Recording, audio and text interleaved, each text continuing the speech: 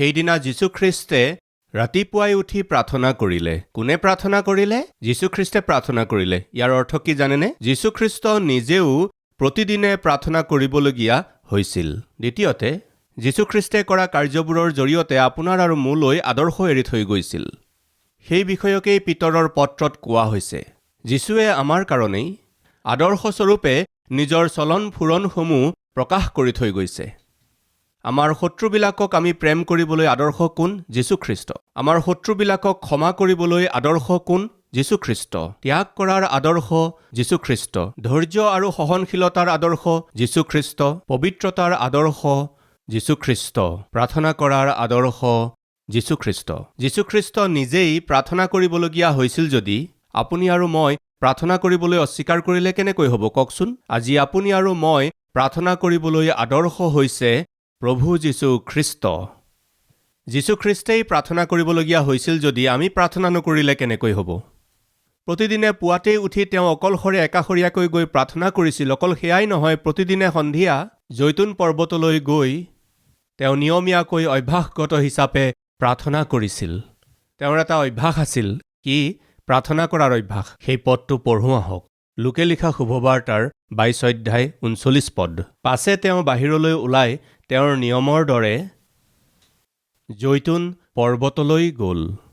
41 পদ। পাছে তেওঁ শিলৰ এটা দলিমানৰ আঁতৰ হৈ আঁঠু কাঢ়ি প্ৰাৰ্থনা কৰি ক'লে। তেওঁ এইদৰে কৰে। জৈতুন পৰ্বতলৈ যোৱাটো তেওঁৰ এটা নিয়মৰ দৰে আছিল। কিয় গৈছিল? প্ৰাৰ্থনা কৰিবলৈ। দোকমোকালিতে অৰণ্যলৈ গৈছিল। কিয় গৈছিল? প্ৰাৰ্থনা কৰিবলৈ। সেই লোকে লিখা শুভবাৰ্তাৰেই 21 অধ্যায়ৰ 37 নম্বৰ পদ। সেই সময়ত তেওঁ দিনৌ ধৰ্মধামত উপদেশ দিছিল। যীশুখ্ৰীষ্টে প্ৰতিদিনে উপদেশ প্ৰদান কৰিছিল আৰু ৰাতি বাহিৰলৈ গৈ জৈতুন নামেৰে পৰ্বতত কটাইছিল। ৰাতি হ'লেই তেওঁ জৈতুন পৰ্বতলৈ উঠি গৈছিল। ৰাতিপুৱা অৰণ্যত প্ৰাৰ্থনা কৰিছিল। প্ৰভু যি স্থানতেই থাকিছিল তাৰ ওচৰতে থকা জংঘলখনলৈ গৈ তেওঁ প্ৰাৰ্থনা কৰিছিল। গোটেই দিন উপদেশ প্ৰদান কৰিছিল, ঈশ্বৰৰ ৰাজ্যৰ বিষয়ে প্ৰচাৰ কৰিছিল আৰু গধূলি হ'লেই জেৰুচালেমত যদি থাকিছিল তেওঁ জৈতুন পৰ্বতলৈ গৈ প্ৰাৰ্থনা কৰিছিল। দিনটোৰ আৰম্ভণি প্ৰাৰ্থনাৰে আৰু দিনটোৰ সামৰণিও প্ৰাৰ্থনাৰে। যীশুখ্ৰীষ্টৰ এই প্ৰাৰ্থনাশীল জীৱন আমাৰ বাবে আদৰ্শ। আমি এনেকুৱা আদৰ্শময় জীৱন যাপন কৰিলে কিমান যে ভাল হ'ব। দ্বিতীয়তে, আহক মাৰ্কে লিখা শুভবাৰ্তাৰ 1ম অধ্যায়টো চাওঁ। 1ম অধ্যায়ৰ 35 নম্বৰ পদটো পঢ়োঁ হওক। পাছে অতি ৰাতিপুৱা আন্ধাৰ থাকোঁতেই তেওঁ উঠি কোনে প্ৰাৰ্থনা কৰিলে? তেওঁ কোন? আমাৰ প্ৰভু যীশুখ্ৰীষ্ট। তেওঁ প্ৰাৰ্থনা কৰিলে। দ্বিতীয়তে, কেতিয়া প্ৰাৰ্থনা কৰিলে? ৰাতিপুৱাই উঠি। কেতিয়া? অতি ৰাতিপুৱাই প্ৰাৰ্থনা কৰিছিল। প্ৰাৰ্থনাৰ বিষয়ে ক'লে আমাৰ মাজৰ বহুতে কয়, ভাই কি হ'ব, পৰিয়ালতেই সময় গুচি যায়। ঘৰৰ কাম, পাকঘৰৰ কাম, ভাত বনোৱা আৰু খুওৱা, স্কুলৰ বাবে যুগুত কৰি পঠোৱা, সিহঁতক পঢ়োৱা আৰু কাপোৰ কানি ধোৱা, গোটেই ঘৰটো সজাই তোলা, এইবোৰ কামতেই সময় গুচি যায়। আকৌ চাকৰিয়ালসকলে কয়, কেনেকৈ হ'ব ভাই, ৰাতিপুৱাই উঠি যুগুত হ'ব লাগে বা ভাত বনাব লাগে, ৰাতিপুৱা জলপান বনাব লাগে আৰু সোনকালে চাকৰিলৈ যাব লাগে আৰু ৰাতি 8টা-9টা বজাত ঘৰ আহি পাওঁ। আহি গা ধুব লাগে আৰু অলপ পিছতে আহাৰ খাব লাগে আৰু তাৰ পাছত অলপ টিভি চাব লাগে আৰু শুই যাব লাগে।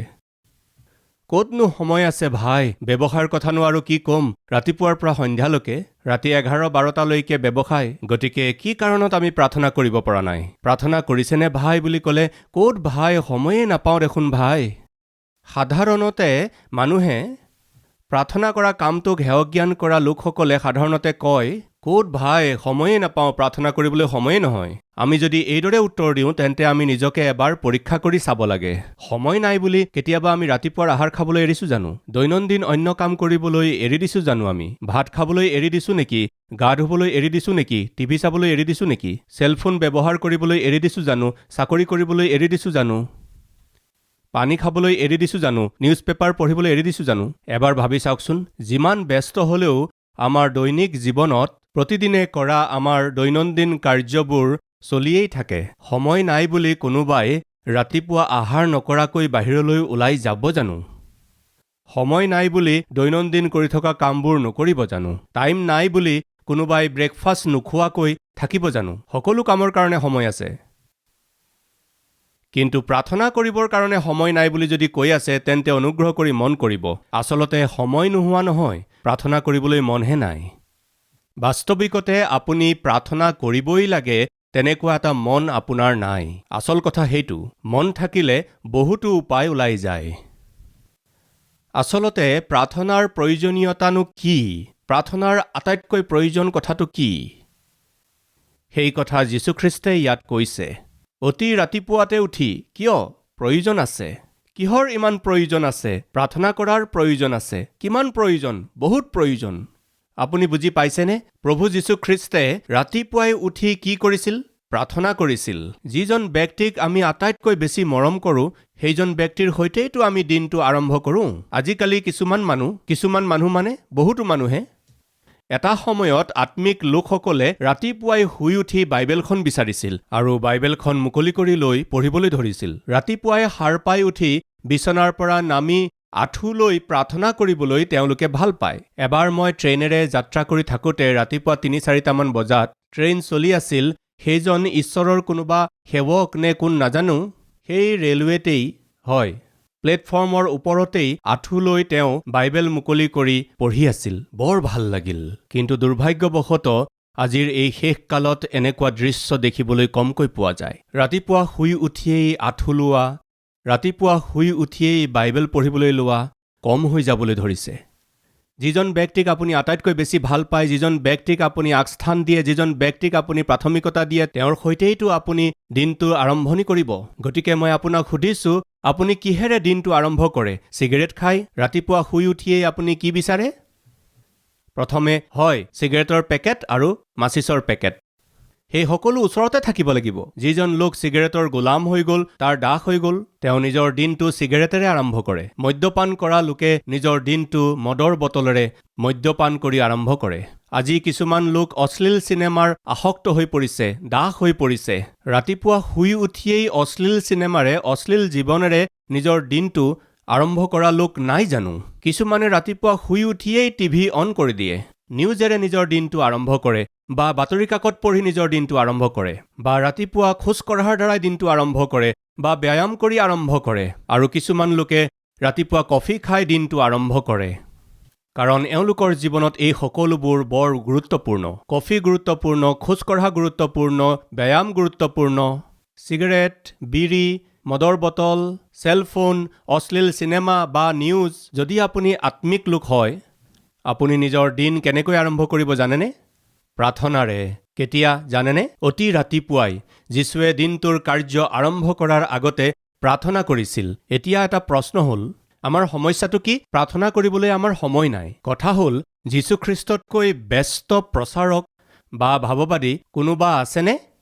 যীশুখ্ৰীষ্টতকৈও ব্যস্ত ব্যক্তি কোনোবা আছেনে? প্ৰায় 12 ঘণ্টা যীশুখ্ৰীষ্টে পৰিচৰ্যা কৰিছিল। দিন থকালৈকে মোৰ পিতৃৰ পৰিচৰ্যা কৰিব লাগে বুলি কৈছিল। 12 ঘণ্টা। বহু সময়ত আহাৰ কৰিবলৈকো যীশুখ্ৰীষ্টৰ সময় নোহোৱা হৈছিল। কিন্তু মন কৰিব, যীশুখ্ৰীষ্টে কি কৰিছিল জানেনে? দিন আৰম্ভ হোৱাৰ পাছত প্ৰাৰ্থনা কৰিবলৈ অসুবিধা হ'ব কাৰণে তেওঁ সেই দিন আৰম্ভ হোৱাৰ আগতেই, অতি ৰাতিপুৱাতে আন্ধাৰ হৈ থাকোঁতেই তেওঁ শুই উঠি প্ৰাৰ্থনাৰ কাৰণে কোনো যাতে বাধা নহয় তাৰ কাৰণে তেওঁ নিজৰ প্ৰাৰ্থনাৰ জীৱনটো ৰক্ষা কৰিলে। আপুনি শুই উঠাৰ পাছত হয়তো প্ৰাৰ্থনাৰ কাৰণে সময় নাপায়, সেইকাৰণে এঘণ্টাৰ আগতে উঠক। আগতে যদি 6 বজাত উঠিছিল, এতিয়া 5 বজাত উঠক। দিনটোৰ প্ৰথম ঘণ্টাটো ঈশ্বৰক দিবলৈ চেষ্টা কৰক। আগতে যদি 5 বজাত উঠিছিল, এতিয়া 1 ঘণ্টা আগতে উঠক। ঈশ্বৰৰ এজন দাসে কৈছিল, সাধাৰণতে মানুহৰ জীৱনত লাভ কৰা সকলোবোৰ জয়তকৈ মহান জয় হৈছে কম্বলখনৰ ওপৰত জয় বুলি কৈছিল। আজি আমাৰ মাজৰ বহুতো লোকে ভাবে আৰু অলপ ভৰি কুচাই, আৰু অলপ শুই লওঁ বুলি মনতে ভাবি বিচনাত ইকাটি সিকাটিকৈ কটাই।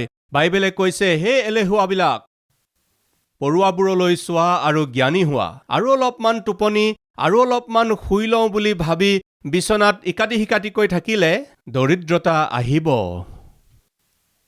যীশুখ্ৰীষ্ট এলেহুৱা নাছিল। যীশুখ্ৰীষ্ট বৰ উদ্যোগী আছিল, বৰ দায়িত্বশীল ব্যক্তি আছিল। তেওঁৰ সেৱাই হওক বা তেওঁৰ পৰিচৰ্যাই হওক তেওঁৰ প্ৰাৰ্থনা জীৱনত যাতে বাধা নহয়, প্ৰাৰ্থনা কৰিবলৈ মোৰ সময় নাই তেনেকৈ ক'বলৈ সুযোগ নিদি নিজৰ পৰিচৰ্যা তেওঁ আৰম্ভ কৰাৰ আগতেই ঈশ্বৰৰ উপস্থিতিলৈ গৈ প্ৰাৰ্থনা কৰিছিল। অতি দুকমোকালিতে উঠি প্ৰাৰ্থনা কৰাটো কাৰ সাদৃশ্য হয় জানেনে? তেওঁ যিজনক আটাইতকৈ বেছি প্ৰেম কৰে তেওঁৰ সৈতেই নিজৰ জীৱনটো, নিজৰ দিনটো পৰিচৰ্যা আৰম্ভ কৰে। আদিতে ঈশ্বৰে ইন দ্য বিগিনিং গড, ঈশ্বৰৰ সৈতে দিনটো আৰম্ভ কৰিলে তেওঁ বৰ আশীৰ্বাদিত হ'ব। তাৰ বাবে আদৰ্শ হৈছে প্ৰভু যীশুখ্ৰীষ্ট। তেওঁ নিজৰ দিনৰ আৰম্ভ পিতৃৰ সৈতেই কৰিছিল। ৰাতিপুৱাই শুই উঠি অন্য কোনো কাম কৰাৰ পূৰ্বেই, কাৰোবাৰ সৈতে কথা পতাৰ পূৰ্বেই সৰ্বপ্ৰথমে পিতৃৰ সৈতে কথা পাতিছিল। তৃতীয়তে ক'ত প্ৰাৰ্থনা কৰিছিল? বাইবেলে আমাক কৈছে প্ৰথম কোনে প্ৰাৰ্থনা কৰিছিল? প্ৰভু যীশুখ্ৰীষ্টে। কেতিয়া প্ৰাৰ্থনা কৰিছিল? অতি দুকমোকালিতে উঠি। তেওঁ ক'ত প্ৰাৰ্থনা কৰিছিল? নিৰ্জন ঠাইত। আমাৰ মাজৰ বহুতো লোকৰ সমস্যাটো হৈছে আমাৰ প্ৰাৰ্থনা কৰিবলৈ মন আছে, কিন্তু ভাল ঠাই এডোখৰ মোৰ নাই ভাই, সুবিধাজনক ঠাই এডোখৰ মোৰ নাই। আমাৰ ঘৰত এটা সৰু কোঠা, তাতেই মোৰ স্বামী, মোৰ সন্তান, মই, ভাই বা ভনী থাকিলে তেওঁলোক থাকে। সেইকাৰণে হৈয়ে নুঠে ভাই। আজি আমাৰ মাজত এনেকুৱা কোনোবা আছে নেকি প্ৰাৰ্থনা কৰিবলৈ যাৰ ভাল ঘৰ নাই?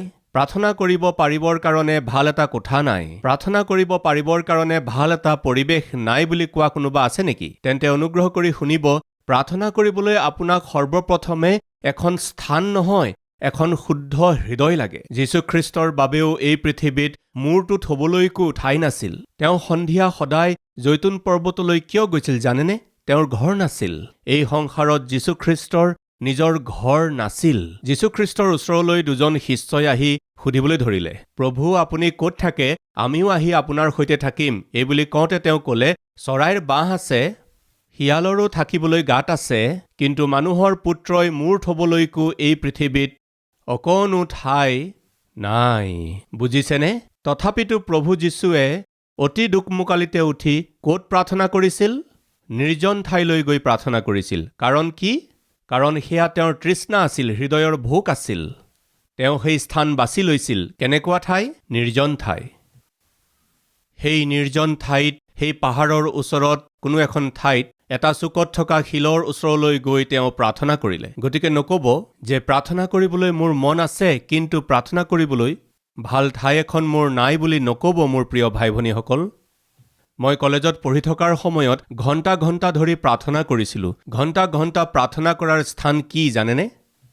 হোষ্টেলত থকাৰ সময়ত হোষ্টেলৰ সকলোবোৰে গা ধোৱাৰ পাছত, তেওঁলোক শোৱাৰ পাছত 10-11টা বজাত মই উঠি বাথৰুমটো ভালকৈ ধুই, সেই বাথৰুমটো ভালকৈ মুচি তাতেই আঁঠু লৈ মই বহুবাৰ প্ৰাৰ্থনা কৰিছিলোঁ। বাথৰুম, টয়লেটতো বহুতবাৰ প্ৰাৰ্থনা কৰিছিলোঁ। বাছষ্টেণ্ডতো প্ৰাৰ্থনা কৰাৰ বহুত সুযোগ আছে। বাছষ্টেণ্ডত বহুতে আপুনি নিশ্চয় দেখিছে চিমেণ্টৰ যি বেঞ্চ থাকে, মই ষ্টুডেণ্ট হৈ থাকোঁতে সেই বেঞ্চৰ কাষতে আঁঠু লৈ প্ৰাৰ্থনা কৰাৰ অভিজ্ঞতা বহুত আছে। আজি সতীশ কুমাৰে ইমান ডাঙৰ পৰিচৰ্যা কৰাৰ কাৰণ কি জানেনে? ষ্টুডেণ্ট হৈ থাকোঁতে মই কৰা প্ৰাৰ্থনাবোৰ। এইদৰে মই সদায় প্ৰাৰ্থনা কৰিছিলোঁ।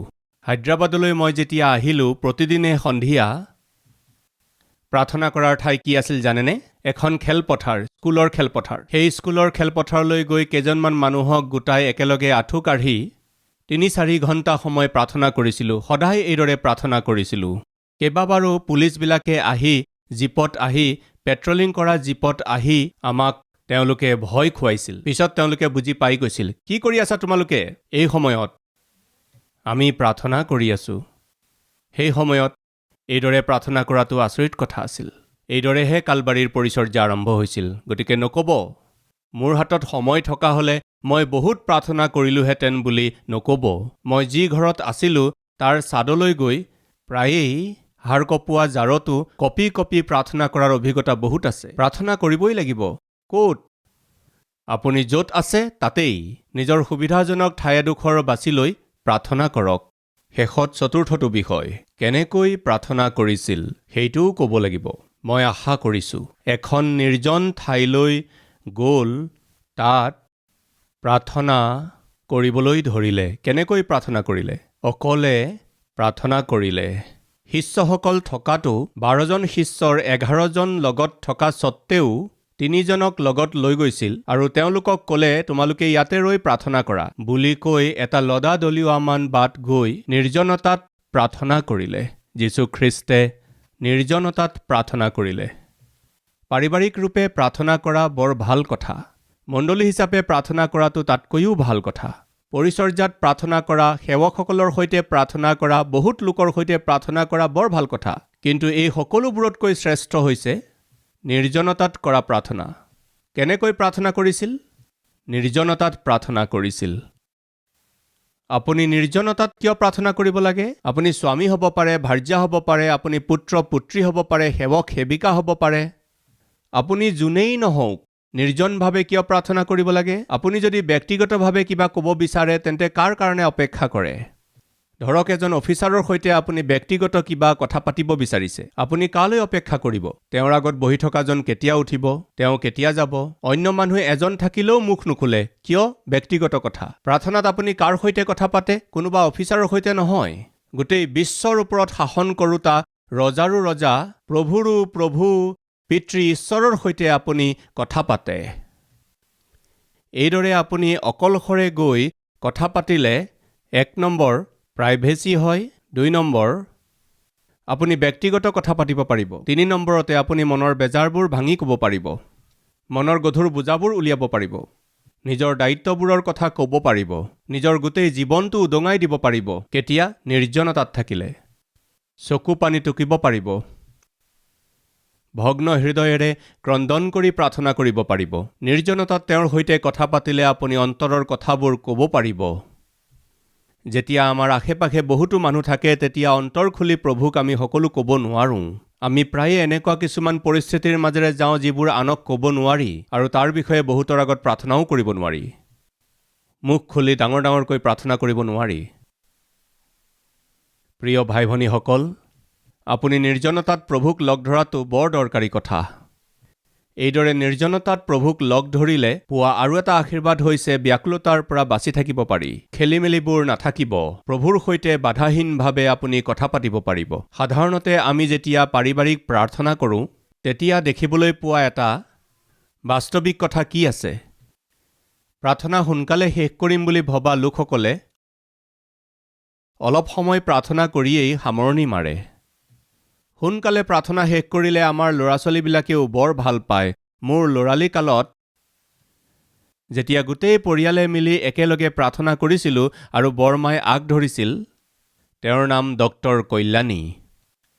গোটেই দিনটো ডাক্তৰী দায়িত্ব পালন কৰি আহি ডাক্তৰ হিচাপে চিকিৎসা কৰি সন্ধিয়া হওঁতে তেওঁ আমাক সকলোকে বহুৱাইছিল। আমি সকলোৱে বহিবই লাগিছিল। ৰাতিপুৱা হস্পিটাললৈ গ'লে সেয়া ৰোগীয়েই হওক বা লগৰ ডক্তৰ বা কম্পাউণ্ডাৰ হওক, তেওঁলোকেও প্ৰাৰ্থনা কৰিব লগা হৈছিল। হস্পিটালত সন্ধিয়াও প্ৰাৰ্থনা কৰিব লাগিছিল। সেইবোৰ সকলো কৰি আহি ঘৰত আমাক সকলোকে বহুৱাই লৈ প্ৰাৰ্থনা আৰম্ভ কৰিছিল। আপুনি বিশ্বাস কৰক, 1 মিনিট বা 2 মিনিট বা 4 মিনিট বা 20 মিনিট নহয়, প্ৰত্যেকৰে কাৰণে প্ৰত্যেকৰে নাম লৈ লৈ প্ৰাৰ্থনা কৰি থাকে। কেতিয়া শেষ হ'ব, কেতিয়া শেষ হ'ব, কেতিয়া শেষ হ'ব, এইদৰে আমি ইংগিত দিছিলোঁ। কাৰণ আমি প্ৰাৰ্থনাৰ মূল্য বুজা নাছিলোঁ। প্ৰাৰ্থনাৰ প্ৰতি আমাৰ শ্ৰদ্ধা নাছিল। কেতিয়া প্ৰাৰ্থনা শেষ হ'ব সেইটোৱে চিন্তা। আপোনাৰ পিতৃ মাতৃয়ে বৰ দায়িত্বশীলতাৰে, বৰ আন্তৰিকতাৰে পৰিয়ালৰ বোজাবোৰ নিজে বুকিব নোৱাৰি প্ৰভুৰ ওপৰতে সঁপি দিয়া প্ৰাৰ্থনা কৰি থাকোঁতে প্ৰিয় ভাই ভনীসকল আমনি নকৰিব। আপোনাৰ মা হওক বা দেউতা হওক একান্তভাৱে প্ৰাৰ্থনা কৰি থাকোঁতে অৰ্থপূৰ্ণ আত্মিকতা দেখুৱাই এক উদ্দেশ্যপূৰ্ণ জীৱন জীয়াই থাকি সাৰ্থক ৰূপে প্ৰাৰ্থনা কৰি থকা পিতৃ-মাতৃক বাধা নিদিব। একান্তৰূপে প্ৰাৰ্থনা কৰাটো এক আশীৰ্বাদ। ব্যক্তিগতভাৱে আপুনি ইচ্ছামতে ঈশ্বৰৰ সৈতে কথা পাতিব পাৰে। মন খুলি কথা ক'ব পাৰিব। মনৰ সকলো কথা তেওঁক ক'ব পাৰিব। আপুনি যীশুৰ ওচৰত হাঁহিব পাৰিব। যীশুখ্ৰীষ্টৰ আগত কান্দিব পাৰিব। যীশুখ্ৰীষ্টৰ আগত প্ৰণিপাত কৰিব পাৰিব। নিৰ্জনতাত যীশুখ্ৰীষ্টে কেনেকৈ প্ৰাৰ্থনা কৰিছিল? তেওঁ আঁঠুলৈ প্ৰাৰ্থনা কৰিছিল। ক'ত প্ৰাৰ্থনা কৰিছিল? নিৰ্জনতাত প্ৰাৰ্থনা কৰিছিল। কেতিয়া প্ৰাৰ্থনা কৰিছিল? দোকমোকালিতে শুই উঠি প্ৰাৰ্থনা কৰিছিল। আচলতে কোনে প্ৰাৰ্থনা কৰিছিল? আমাৰ সকলোৰে আদৰ্শ প্ৰভু যীশুখ্ৰীষ্টে। পিতৰৰ প্ৰথম পত্ৰ 2:21 কিয়নো তোমালোক যেন খ্ৰীষ্টৰ খোজৰ অনুগামী হোৱা, এই কাৰণে তেওঁ তোমালোকৰ অৰ্থে দুখভোগ কৰি তোমালোকৰ কাৰণে এটি আৰ্হি ৰাখি গ'ল। তেওঁৰ খোজে খোজে যাতে আমি চলি যাব পাৰোঁ, যীশুখ্ৰীষ্টৰ আশা হৈছে আমিও যাতে তেওঁৰ সমান জীওঁ। সেয়া কেতিয়া সম্ভৱ? প্ৰভুৰ সমান প্ৰাৰ্থনা কৰিলে, প্ৰভুৰ সমান প্ৰেম কৰিলে, প্ৰভুৰ সমান পবিত্ৰভাৱে জীৱন যাপন কৰিলেহে এয়া সম্ভৱ। কোনে প্ৰাৰ্থনা কৰিছিল, কেতিয়া প্ৰাৰ্থনা কৰিছিল, ক'ত প্ৰাৰ্থনা কৰিছিল, কেনেকৈ প্ৰাৰ্থনা কৰিছিল, এই 4টা বহুমূলীয়া বিষয় আমি প্ৰভু যীশুখ্ৰীষ্টৰ প্ৰাৰ্থনাশীল জীৱনৰ দ্বাৰা শিকিবলৈ পাইছোঁ। আজি আমি এটা ভাল সিদ্ধান্ত ল'মনে? আহক আমি প্ৰাৰ্থনা কৰোঁ।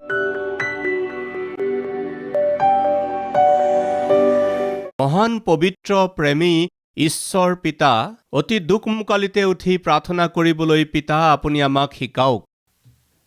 নিৰ্জনতাত যাতে আমি প্ৰাৰ্থনা কৰিব পাৰোঁ, আমাৰ তেনেকুৱা অভ্যাস কৰিবলৈ আমাক শিকাওক। পাৰিবাৰিক ৰূপে প্ৰাৰ্থনা কৰিবলৈ আৰু মণ্ডলীত সেৱকৰ সৈতে বা এজন বা দুজনৰ সৈতে একেলগে প্ৰাৰ্থনা কৰিলে আশীৰ্বাদ আছে, কিন্তু নিৰ্জনতাত আপোনাৰ উপস্থিতিত থাকি চকু পানী টুকি প্ৰাৰ্থনা কৰাটো বৰ দৰকাৰী। এই সত্যক জানি উঠাৰ পিছত পিতা, আমাৰ প্ৰাৰ্থনা জীৱনটো ঠিক কৰিবলৈ আমাক সহায় কৰক। ক'ত প্ৰাৰ্থনা কৰিব লাগে? য'ত আছে তাতেই। কিন্তু প্ৰাৰ্থনা কৰিবলৈ মন থাকিব লাগিব। তেতিয়া প্ৰাৰ্থনা কৰিবলৈ ঠাইৰ অভাৱ কেতিয়াও নহ'ব, এয়া সত্য। পিতৃ আজি কাৰ কাৰ সৈতে কি কি দৃষ্টিকোণেৰে কথা ক'লে মই নাজানো, কিন্তু শুনাবিলাকে জানে। এই বাৰ্তাটো যাতে তেওঁলোকে নাপাহৰে, ইয়াক নিজৰ হৃদয়ত সুৰক্ষিতভাৱে ৰাখি আমি যেতিয়ালৈকে জীয়াই থাকিম, পিতা, প্ৰাৰ্থনা যোদ্ধাৰ নিচিনাকৈ, পবিত্ৰসকলৰ নিচিনাকৈ, ফলপূৰ্ণ জীৱন যাপন কৰাবিলাকৰ নিচিনাকৈ মোক আৰু আমাক সকলোকে পিতা যুগুত কৰক। আমাৰ জীৱনবোৰক আশীৰ্বাদিত কৰক। যীশুখ্ৰীষ্টৰ নামত মাগিছোঁ হে পিতা, আমেন।